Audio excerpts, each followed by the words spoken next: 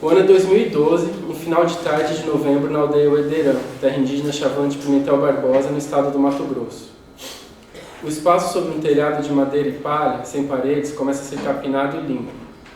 Cadeiras e esteiras são distribuídas em fileiras, e uma corda divide o espaço pela metade, sobre a qual é colocada uma lona branca.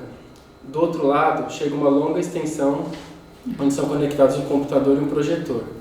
Assim que a noite caísse, começaria uma sessão de cinema, o clímax de um processo iniciado no começo daquele ano que mobilizou boa parte dessa comunidade durante aqueles meses. Em julho de 2012, Leandro Parinacá, um morador de Uederã, viajou pela primeira vez sozinho em um avião com destino a Viena. Ele participaria de um congresso de antropologia, onde apresentaríamos um artigo escrito em parceria. Eu tinha acabado de defender o mestrado em antropologia, e a viagem era resultado de um longo processo de busca por financiamento para podermos ir os dois autores para o evento. A principal contrapartida para o dinheiro recebido era a realização de um curta-metragem sobre o processo que seria depois exibido na aldeia do Leandro. O fato da realização de um vídeo ter sido oferecido como contrapartida é resultado da natureza das relações em questão na história que pretendo contar aqui. Por isso eu queria, antes de entrar nos detalhes da história, contextualizar rapidamente como essa viagem foi possível. A minha relação com o Leandro, que é aquele que aparece no começo, esse menino aqui, vem de 2008, num processo de articulação do ponto de cultura APOE, que existe na escola dele, que funciona junto com a escola estadual de ensino básico indígena que tem lá na aldeia também.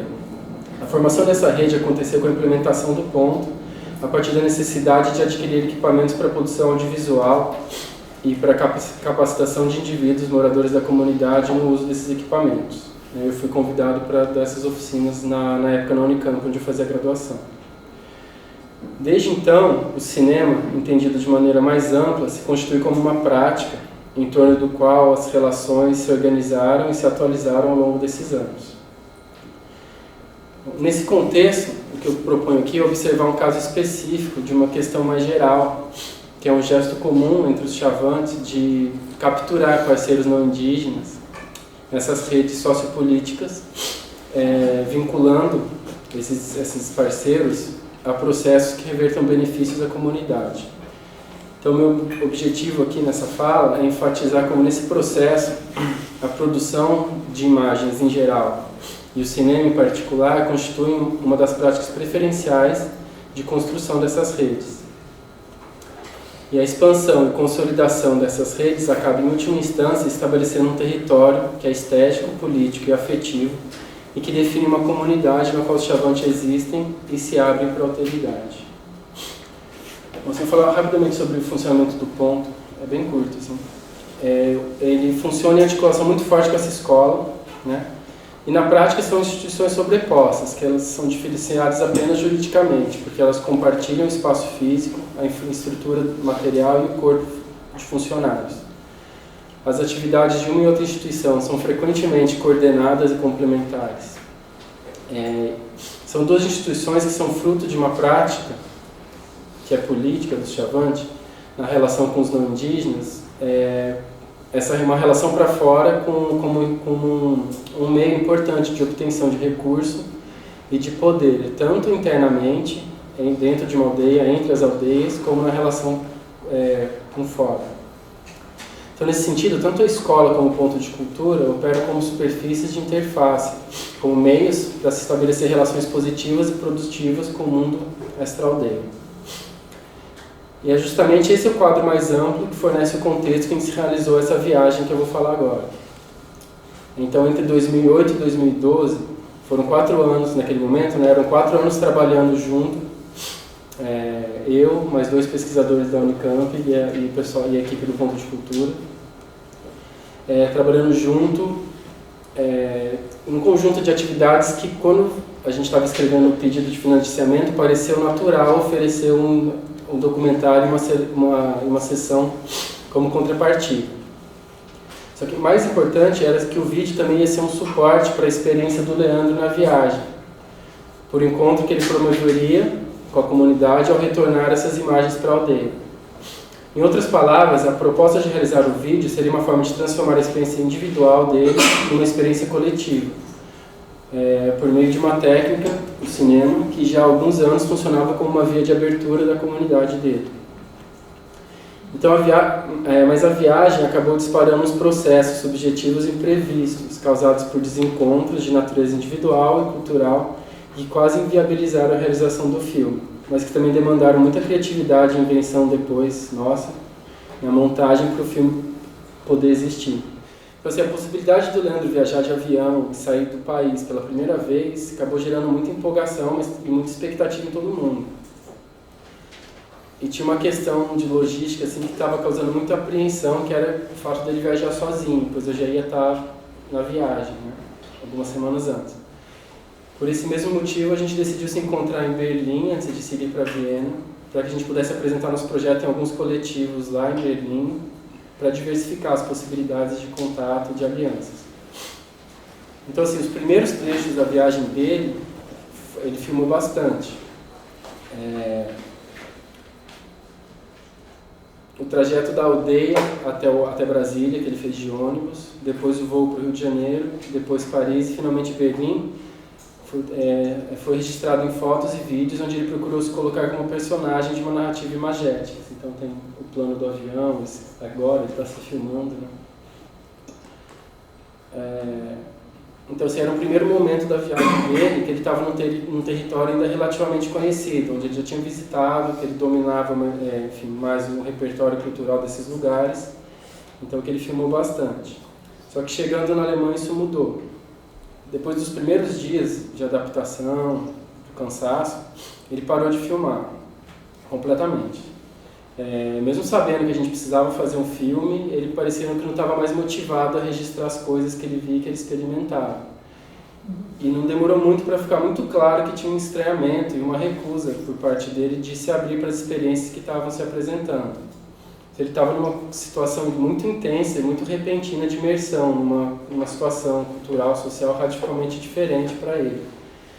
E me parece que a decisão de não produzir imagens veio disso. Então, assim, eu coloco uma primeira questão aqui, que é por que ele parou de filmar e qual a relação desse gesto de produzir imagens com essa relação com a alteridade. E revisitando hoje essa experiência anos depois, já faz 7 anos, né? Me parece que o Leandro, que para ele, esse gesto de produzir imagens dependia antes de um entendimento anterior dessa experiência que ele estava vivendo. Que o gesto de filmar para ele seria antes uma apresentação de uma situação que ele já entendia e menos a exploração de uma experiência que ele ainda não controlava. E assim, eu acho que é uma interpretação razoável, sobretudo, tendo em vista a forma como o cinema foi apropriado de maneira mais habitual nas comunidades Chavante que eu conheço, que é uma prática que o Leandro é uma referência na aldeia dele e nas outras aldeias da terra indígena, que é ter o cinema como uma forma de registro sistemático de apresentação de aspectos culturais relevantes para a comunidade, e menos uma forma de experimentação prática, assim. Isso é uma hipótese. Depois de alguns dias viajando nesse mesmo ritmo, isso começou a criar muito desgaste entre a gente, e eu já estava achando que não ia ter mais evento, filme, porque ele não queria participar, ele começou a não querer sair do quarto mais, começou a criar uma situação muito pesada. E lá no final, teve uma ocasião que mudou tudo, e que, graças a isso, o filme foi possível. Quando a gente já estava em Viena, no congresso, a presença dele começou a despertar muita curiosidade, né? Tinha um monte de antropólogo e tinha um índio lá. Então, as pessoas vinham conversar com ele, vinham perguntar, tinha muito brasileiro, então ele começou a falar português de novo. Ele fala português bem, né? Mas em Berlim não tinha muita gente que falava português. Então, ele voltou a se comunicar com mais facilidade.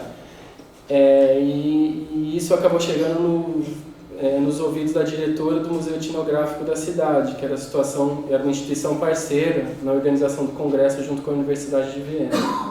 Então, quando a gente foi visitar o museu, as pessoas do congresso que estavam ali por acaso começavam a vir cumprimentar, falar com ele, né? Ele estava no Museu Etnográfico, tinha um monte de peça indígena lá, do mundo inteiro. E depois de um tempo veio a diretora do museu falar com a gente. Ah, desculpa, tô lendo a legenda.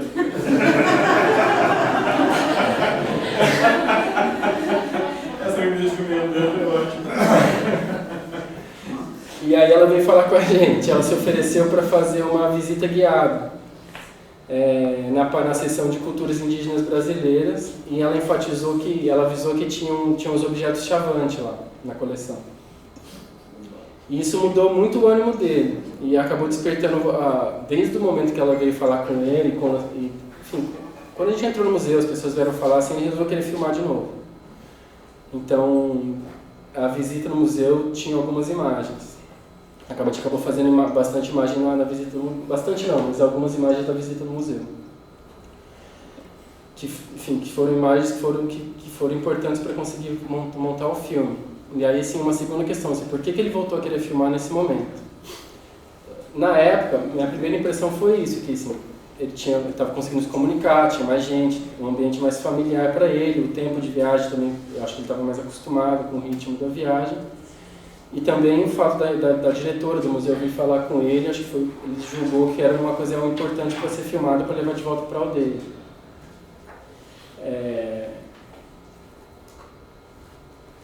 E não, enfim, não o ritmo cotidiano da viagem, que pelo jeito ele não estava considerando que era digno de registro, ou não estava animado para fazer.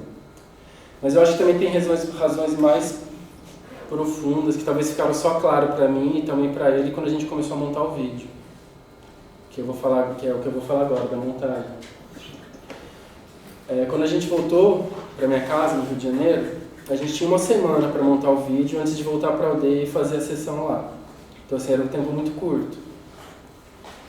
E o desafio, que era traduzir a experiência dele em imagens, considerando que a maior parte da experiência dele na viagem foi justamente marcada por não produzir imagens. Então, como a gente ia fazer isso? E olhando o material, ficou claro que a gente estava partindo de um diário de viagem precário, incompleto, né? E estava parecendo difícil escapar de uma montagem que ia ser uma colagem de momentos muito desconexos entre si. A verdade é que sim, não tinha imagem suficiente para fazer a ideia original, que era um diário de viagem. Longe disso. E, sim, acho que se a gente não tivesse essa obrigação de fazer um vídeo como contrapartida, acho que o filme nem existiria mais. Só que essa obrigação existia, então exigiu da gente alguma forma de imaginação para inventar um dispositivo de montagem que afinal foi bastante fértil. A gente tinha esses registros descontínuos da viagem e esse clímax, né, dessa ocasião inesperada, que era encontrar um objeto Chavante num museu na Áustria. Então a gente começou a montar. E também assim, tinha uma sensação muito forte, minha e dele também, que é muito marcante desses momentos de volta, de viagem, né? Uma sensação de voltar para casa, mas não era só espacial, assim, era também cultural, né? A gente passou dias lidando com, principalmente da parte dele, uma alteridade muito radical, e agora ele estava voltando, que ele teve dificuldade em elaborar, né? E agora ele está voltando para um lugar mais familiar. Mas assim, no momento mais intenso de relação com essa alteridade, ele encontrou um objeto familiar, um objeto dos antepassados dele. E eram objetos muito antigos, né? Então, assim, ele se encontrou por meio de um olhar dessa alteridade voltada para a cultura dele, para os antepassados dele. Eu vou falar um pouco desses objetos. Eram 3 objetos, era uma flauta, um cordão e uma cesta, que foram feitos no final do século XVIII, no final de 1780, 90. E a legenda ali atribuía esses objetos a uma aldeia que chamava Carretão, que o Leandro identificou das histórias que ele ouviu dos avós dele, que era a origem dos objetos. Essa aldeia, na verdade, era um aldeamento. Um aldeamento é um campo de concentração, que chamava Aldeamento Pedro II. Esses aldeamentos, no final do século XVIII, em Goiás, eles existiram na época do Marquês de Pombal, quando teve uma política da coroa portuguesa de intensificar a exploração de ouro em Goiás. Então teve muita deportação, de massacre e deslocamento de população indígena da região para viabilizar a exploração das jazidas. e a concentração dos sobreviventes desses massacres em alguns aldeamentos. Então, em 1788, quase 2.000 chavantes foram levados para Pedro III, esse aldeamento, nessa região que era conhecida como Carretão. E eles foram reunidos com outros chavantes, com outros indígenas de outras etnias que estavam ali nas mesmas condições. No começo do século XIX, a atividade econômica desacelerou e a região empobreceu muito rápido.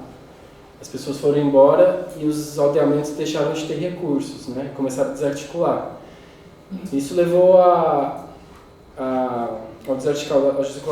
desarticulação dos aldeamentos e guerras entre os indígenas que estavam se dispersando e a população que morava ali. Isso foi esse período que deu essa fama para os chavantes de violentos que eles têm até hoje. Depois desses episódios, eles se isolaram no território que estão as principais reservas hoje em dia. Eles ficaram ali sem contato com o Estado até a década de 1940, quando aconteceu o contato oficial com a SPI, no contexto do Estado Novo. Uma coisa que o Leandro observou na hora e depois entrou no filme é que esses objetos não são exatamente feitos na técnica tradicional do chavante, né? Ele reconheceu isso não estava na legenda, por exemplo, ali na etiqueta do objeto. Mais que isso, ele acreditava que o autor das peças tinha sido indígena de alguma outra etnia que talvez tivesse aprendido aquelas técnicas com os chavantes no aldeamento. Essa era a hipótese dele, porque era muito diferente do que ele estava acostumado a ver. Então, assim, esses objetos eram também um testemunho do próprio gesto colonialista, que eram as condições de existência daquele museu como um todo. Todo esse aspecto da história desses objetos não estava explicado, e talvez não foi explicado pela diretora durante a visita. Talvez ela nem conhecesse esse lado da história. Isso a gente foi conversar depois que saiu do museu. Assim, a surpresa de encontrar esses objetos que carregavam a história do povo dele e a perspectiva de exibir o corte final do filme na aldeia, como gesto conclusivo do filme, sugeriu para a gente esse movimento circular, né? A gente ia contar a história de um indivíduo que partiu para conhecer uma cultura estranha da sua comunidade, mas, ironicamente, ele reencontrou um vestígio da sua comunidade no final, na forma de um objeto que narra a história dele, mas a partir do olhar dessa cultura estrangeira. Então a gente procurou manter isso em vista no processo de montagem, que funcionou em rodadas, assim, porque começar a montar foi difícil também, pelo mesmo motivo, ele não estava muito motivado. Então a gente fez, acabou funcionando assim, eu fazia um corte, entregava para ele refazia o corte e me devolvia, e nessas idas e vindas, umas 8, 9 vezes, a gente chegou nisso. E nesse processo de devolver o corte um para o outro, a gente acabou também se reconciliando um pouco, assim, porque o clima acabou muito pesado no fim da viagem. E por causa de tudo isso, dessa dificuldade de montar e fazer a imagem, a gente acabou cansando um pouco um do outro, na verdade. E montar, a gente acabou se conseguindo conversar de novo, né? Porque as imagens a gente acabava elaborando os pontos de vista parciais um do outro e chegando por essas camadas de narrativa num consenso de algumas coisas. E foi assim que a gente chegou no filme final. Eu acho que também, para o Leandro, ele acabou conseguindo elaborar a experiência dele, principalmente na hora de escrever o texto, que foi ele que escreveu quase tudo, praticamente. Porque no final, para ele, o filme foi uma explicação para os parentes quando chegassem em casa, né? Ele estava pensando nessa sessão, então todo o texto do filme ele que escreveu pensando que ele estava explicando aquelas imagens para os filhos, para os avós, para os irmãos. E isso obrigou ele a ser sintético e ser mais claro em relação ao que ele havia vivido. E também acabou dando uma volta a mais nessa espiral de encontros e desencontros. Porque essa imagem do outro acabou sendo reelaborada a partir dessa crítica à imagem de si que o olhar do outro fez, que foi esse encontro com esses objetos. Bom, a sessão, e aqui já estou indo para o fim da apresentação, A exibição na aldeia a sessão lá na aldeia acabou consolidando esse processo de coletivização da experiência individual. O filme apresentou uma elaboração da experiência da viagem a partir desse encontro, no final, que se constituiu como um gesto de crítica à imagem que esse outro faz do passado da comunidade. Né? Todo gesto de explicação e tradução cultural que constitui o filme culminou nesse gesto crítico e reflexivo por parte do Leandro. Esse gesto se tornou um suporte também para o olhar da comunidade, que durante a sessão foi convidada, por meio da fala de abertura dos anciãos, antes do filme, a receber e processar essa experiência da viagem do Leandro, trazida pelo filme, como uma oportunidade de aprendizado sobre o não indígena. No final do filme, acabou oferecendo à comunidade um gesto reflexivo e crítico sobre essas diferenças e semelhanças observadas por um de seus membros. De certa forma, a comunidade acabou também por se experimentar, e aqui experimentar no sentido tanto como experiência quanto experimentação, a partir desse jogo de olhares cruzados colocados nessas imagens. Então acho que cabe aqui uma reflexão rápida sobre essas noções de comunidade e diferença. Por um lado, o vídeo é feito de explicações e traduções dessas práticas culturais e processos históricos que ele encontrou pelo caminho. Então, assim, tem um esforço de aproximação, de criação de pontes, de identificação de traços comuns. Mas, por outro lado, esse gesto de tradução é resultado de um esforço de elaboração desse estranhamento muito forte que ele viveu. Esses objetos encontrados lá no museu em Viena acabaram funcionando como um reflexo distorcido. Eles ofereceram a esse rapaz chavante uma imagem de si, do seu povo, como foi elaborado pelo olhar desse sujeito colonizador, que organiza aqueles vestígios dentro da exposição em uma lógica de poder que distribui lugares de fala e de visibilidade. A partir desse espelho, e por meio do filme, o Leandro pôde reorganizar esses lugares e levou sua comunidade a experimentar uma semelhança identificada em esses objetos do passado, vista a partir de um lugar de diferença exótica imposta pelo olhar colonizador. Mas também permitiu a experiência de uma identidade atualizada, possível a partir da reelaboração, por meio do fazer cinema, dessa diferença dada pelo olhar do outro. Assim, por último, é importante ressaltar como todo esse processo teve nas imagens um ponto de partida, mas também um horizonte contínuo, de forma que na busca por resoluções dos problemas apresentados pelo caminho, nossas relações se atualizaram e atualizando também uma outra comunidade, aqui numa dimensão mais ampla, que ultrapassa o território geográfico e constitui um território afetivo. Eu entendo que esse processo contamina e foi contaminado pelas imagens que produziu, tentando fazer cinema uma prática privilegiada de mobilização.